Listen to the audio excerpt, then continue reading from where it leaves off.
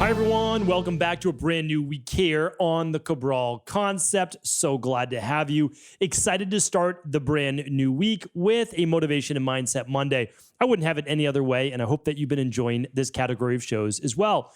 Well, today what we're going to go over is this whole time frame, this whole reference of when you are able to actually accomplish those things that you want to achieve in life. So what I've found, and really this is going back over the last 20 years, maybe even a little bit more, is that every single goal that I've set for myself, and I put a timeline on it or how quickly I thought I could achieve it, I've always been wrong in terms of hindsight. And so what I want to share with you, because this is very important, and the reason why I mention this is that many people have maybe a dozen goals they want to achieve in life.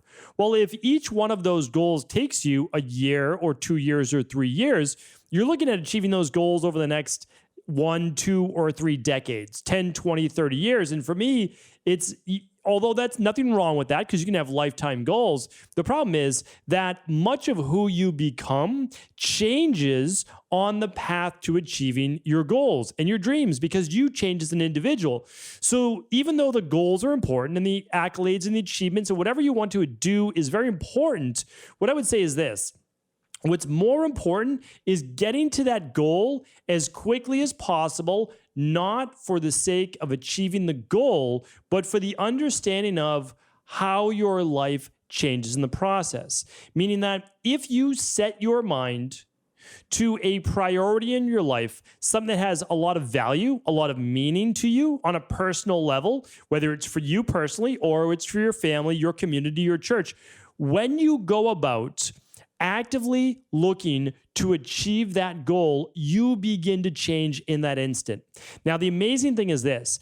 Every goal that I've achieved, I've had all my own reasons for wanting to achieve it, but it's the hindsight of looking back that really changes our mindset. Because we start to believe that, well, if that was possible, what else may be possible? I didn't even know if I could achieve that. If I can achieve that, could I also do this thing that I thought was out of reach? It begins to change your psyche. It begins to rewire how you look at yourself. But there's another piece, and that's what I want to talk with you about here today. It's the fact that when you look back on whatever it was that you were looking to achieve, typically it's your health or body transformation, or it's relationships, or it's career or finance, or it's some type of spiritual awakening.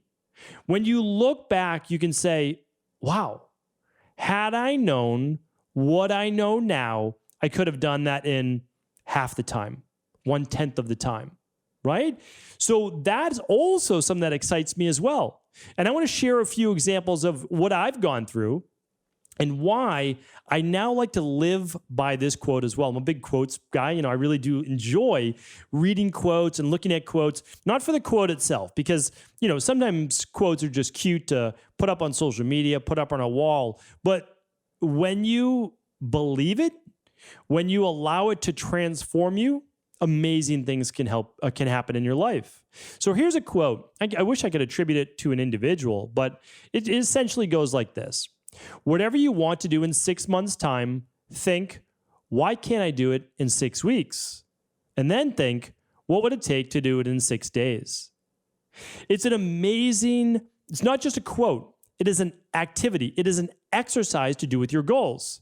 So if your goal is this, I want to be able to, let's come up with a hard goal. Okay, I want to be able to overcome my health issues. Now, insert whatever health issue it is. Let's say it's autoimmune, okay? So we have a really bad autoimmune issue. Autoimmune issues are difficult to deal with. Now, the nice thing is you can get well from them too. Again, I got well from it. Many, many other people have gotten well. We're not talking about many other people. We're talking about millions of other people, okay? So they've all overcome their autoimmune issues, which means you can too. It doesn't really matter if it's MS, lupus, rheumatoid arthritis, psoriasis, forms of alopecia that remove all the hair essentially on your body. All of those can be overcome. So you have to say to yourself, well, okay, my goal is to overcome that autoimmune issue in 6 months. That's a fair timeline. That's honestly a fair timeline. And I would say that's going to be accurate for most people. However, your job is to say, what would I need to do in order to accomplish that in 6 weeks? And is it even possible to do it in 6 days? Now, some things you're not going to be able to keep taking down. But what I can tell you is this. Sure, you may not be able to fully overcome your autoimmune issue in 6 days, but having seen what I've seen in my practice, if you're doing something like a functional medicine detox and you're doing something healthy for your body, not just masking symptoms, you can feel remarkably better with just a 7-day detox. Now, of course, we recommend 21 days, but you feel remarkably better. And then let's say it was gut-based issues and you were doing, and leading to the autoimmune issue. Let's say you did a 21-day detox followed by CBO protocol. All right, well, just the first 21 days plus another 21 days of the CBO, you're removing a lot of the factors that would be causing massive amounts of inflammation in your body. And you may feel like you're good to go in those 6 weeks. Now, are you fully overcome it? No, because you still have to rebalance the rest of your body. There's no doubt about that. But you got what you were looking to achieve, which is being symptom-free naturally. And then you can continue to work the process at a deeper and deeper level. So how would you even know, though, one, that you could overcome an autoimmune issue? First, you have to believe. You have to suspend disbelief for a moment for the media and your conventional medicine doctors telling you it can't be done. Then you have to say, okay, this person did it. How did they do it? Oh, they ran this lab, or they did this protocol, or they met with this practitioner, or whatever it might be.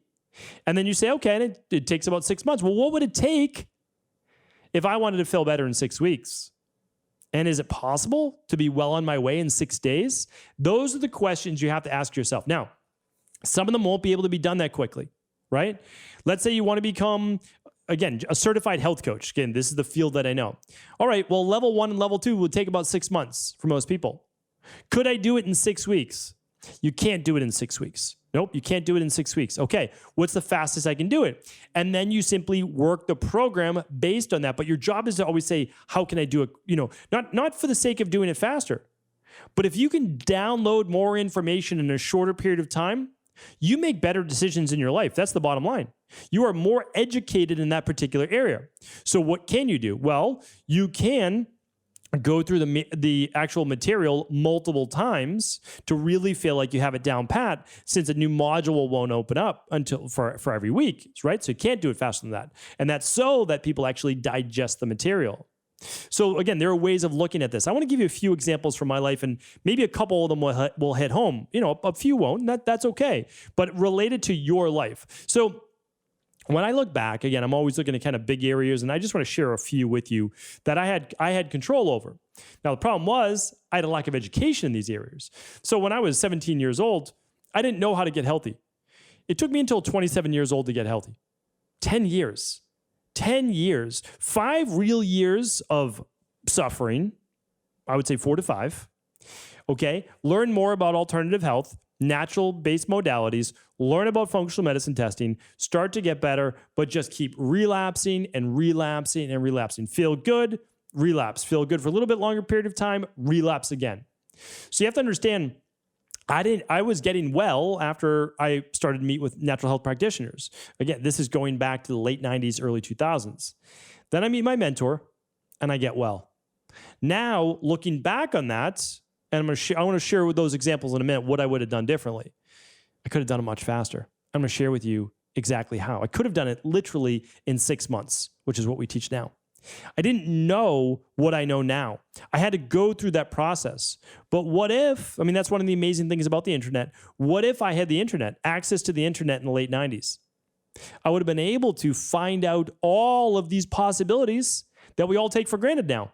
Again, before the year 2000 or so, people are not really online. At least I wasn't. Okay. So when you look at that, what did you do? Like, how did you find out about practitioners? You opened the yellow pages. That was basically it. Or you ask for referrals. We really take for granted now the ease of searching on Google, local businesses, Yelp, etc. That did not exist. Neither did all of the information. So it's not like I could just open up and say, how to overcome, Addisons disease or autoimmune issues or POTS or myalgic encephalomyelitis or mastocytosis or migraines or allergies or insomnia. There was not that possibility. So what did I do? I went to the library and I read hundreds and then thousands of books. That's what I did. And that actually, as a practitioner, that's going to help you out in the long run because you learn things at a deeper level rather than just reading a 1,000-word article, right? So there are pros and cons. You still have to do the work, but I also, again, if you can get to your goal faster, great. Another one I want to share with you. So I was in my early 20s. I was a senior in college, and I was doing natural bodybuilding, had never competed. I said, hey, I'd like to compete. I'd like to just do one show. I don't think I'm going to turn this into a life. I don't think I had the genetics for that, but I wanted to do a show. I thought it would be really fun. I loved weightlifting. And the thing is, I didn't hire a coach. Okay. So what did I do? I'd been studying nutrition, thought I knew a lot about it, studying exercise, read a lot. Okay. But that did not qualify me as an expert for training for a bodybuilding show and the nutrition to properly cut down for our show either. So what happened? Well, improper nutrition, overtraining, tore my bicep, my brachioradialis. That was it. And I just said, hey, never doing that again. But during that time, when I did tear my brachioradialis, which is the muscle that basically overlaps from your bicep down to your forearm, I started to realize the value of not basically letting go of your ego, even if you think that you're pretty good in that space, and saying, hey, I may not know it all. So I actually saw a nutritionist that specialized in this and, of course, physical therapy and rehab for that. So again, these are learning-based experiences. These are things that I would have been able to do the easier way had I looked at it differently. The other part is this. I've built a bunch of health companies in my life of trying to be of the best service that I can in what I've been able to accumulate in terms of knowledge and experience. And when I opened my first location after a few years of consulting, I started it with 2 nutritionists, personal trainers. And it was great. And we just kind of moved through the motions and started to build up clientele, all those things. Well, the thing is, there was really no reason that I could not have started with 4 personal trainers, nutritionists, rather than 2.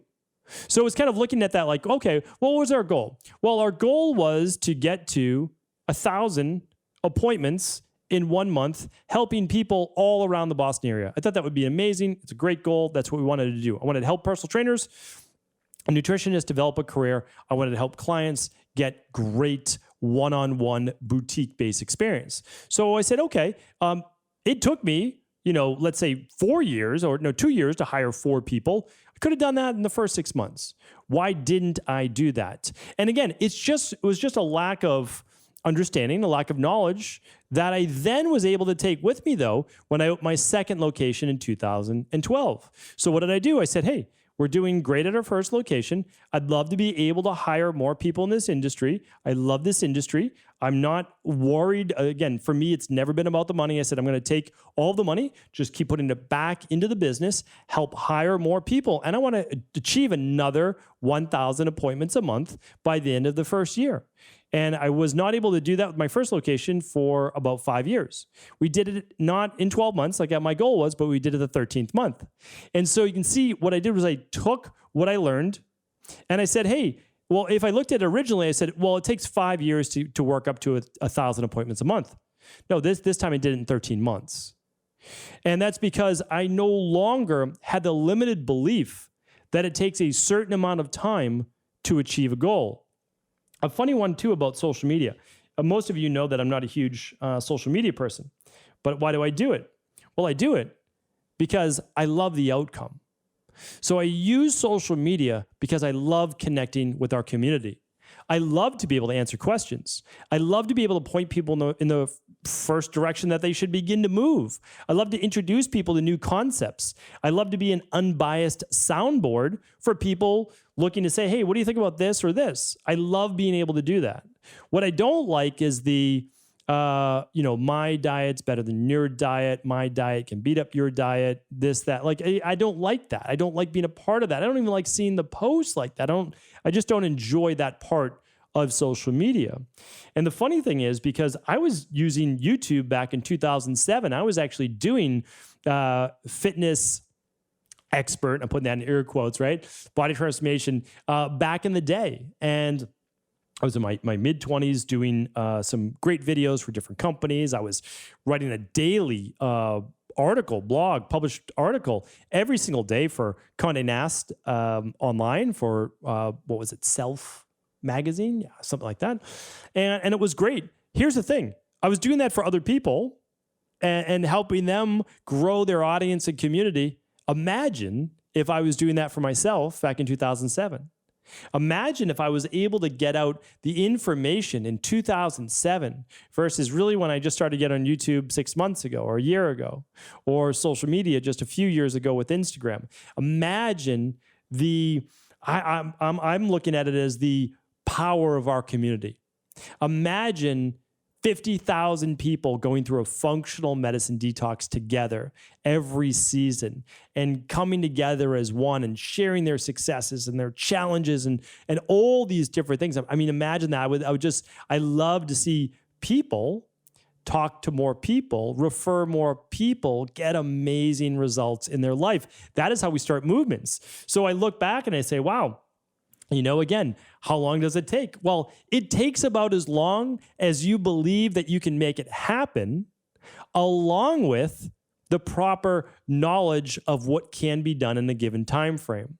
So now something like social media, like in the back in the day, I think I didn't do any videos because like many of our IHPs suffer from right now, it's the imposter syndrome. So I was like, oh, I'm only, 26, 27. I don't even know how old I was then. And I probably said, well, people know more than me, this, that, or the other thing, right? And so I was afraid to put myself out there. And because of that, though, I feel like I could have taught people valuable lessons back then because I've always tried to be an unbiased source for what could be helpful to people. So now what do? Well, we put out 2 videos a day on social media or 2 posts a day on Instagram. And we're doing clips on YouTube and a daily video on YouTube. And the reason is that I'm not trying to be perfect. My team's not trying to be perfect. But what we're trying to do is provide the best content we can in order to help people really make that first step. And I know that if I'm putting out daily content, then it's searchable.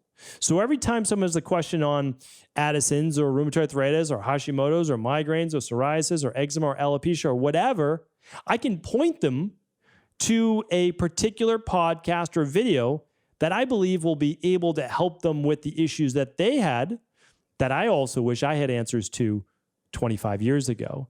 So a lot of it is mission driven. That's why I keep going back to your priorities. What's most important to you? I get up every day wanting to share what I've learned, help people. I know that I'm never going to be able to reach everyone that I want to, but I'm going to do my best. And I've just looked back now with the understanding that so much of what I didn't think was possible is possible with the right frame of mind, but also just the right understanding.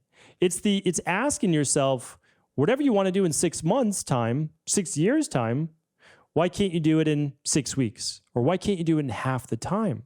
And when you ask yourself those questions, what happens is you begin to say, is there a outlined blueprint that I can follow that someone has done before me that could shortcut my way to success? I still have to do the work, but if I don't have to go through all the trials, tribulations, challenges, and obstacles and learn from someone else's mistakes, why wouldn't I want to do that? As they say, there's simply not enough lifetimes to be able to figure it all out yourself. So I implore you to set big goals.